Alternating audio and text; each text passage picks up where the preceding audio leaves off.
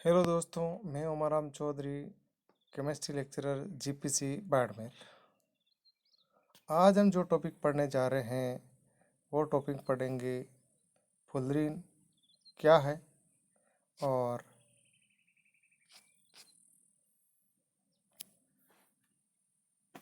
इसके गुण व ऑप्टिकल फाइबर। ये टॉपिक जो है नवीन इंजीनियरिंग चैप्टर से है, जिसमें पढ़ेंगे फुलरीन।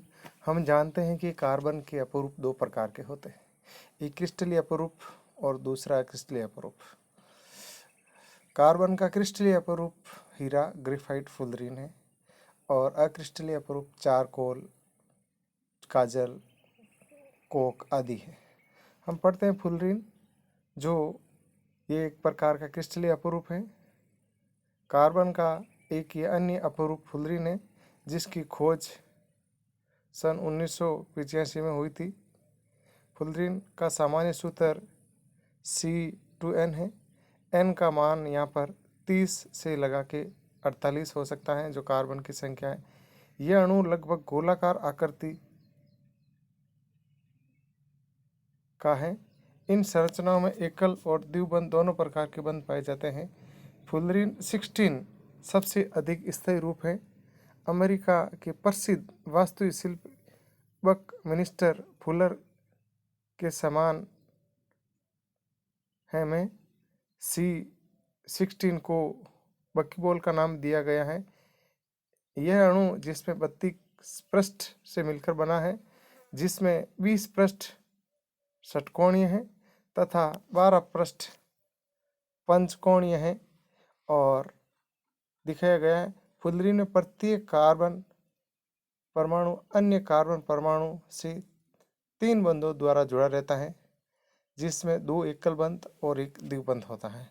इस प्रकार से इसको फुलरीन जो है C16 ये कार्बन का क्रिस्टलीय अपरूप है। फुलरीन की रासायनिक क्रियाशीलता। फुलरीन अकार्बनिक व कार्बनिक दोनों प्रकार के पदार्थों से अभिक्रिया करके नए उत्पाद बनाता है। कुछ सरल यौगिक MC20 सूत्र लिए होते हैं, धात्विक व अतिचालक प्रकृति के होते हैं। इनमें उपस्थित द्विबंध के कारण नाभिक सने योगात्मक अभिक्रिया तथा विस्थापन अभिक्रियाओं द्वारा विभिन्न यौगिक प्राप्त होते हैं। मिसाइलों के लिए उपयोगी फुलरीन स्वयं एक अति सूक्ष्म बॉल बियरिंग करने में सक्षम है। इनकी उपयोगिता विद्युत चुंबकीय गुणों के कारण भी होती है। फुलरीन की प्राप्ति। जब हम ग्रेफाइट पर लेजर किरणें डालकर फुलरीन प्राप्त कर सकते हैं। इनको चिमनियों की कलिकाओं के आसवन के द्वारा भी प्राप्त किया जाता है।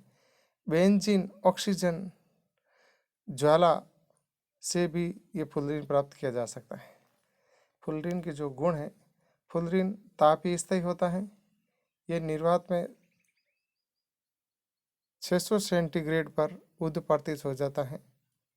एरोमेटिक हाइड्रोकार्बनों में ये बहुत कम घुलता है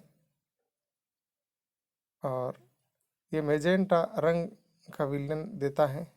ऊर्ध्वपतित करने पर यह पारदर्शी मैजेंटा फलक केंद्रित घन क्रिस्टल देते हैं।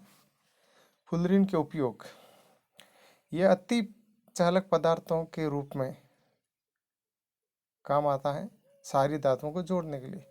बैटरी में आवेश वाहक के रूप में भी कार्य करता है। हल्के व सुंदर रेसे बनाने में भी इसका उपयोग, स्नेह के रूप लुब्रिकेंट के रूप में भी फुलरीन का उपयोग है।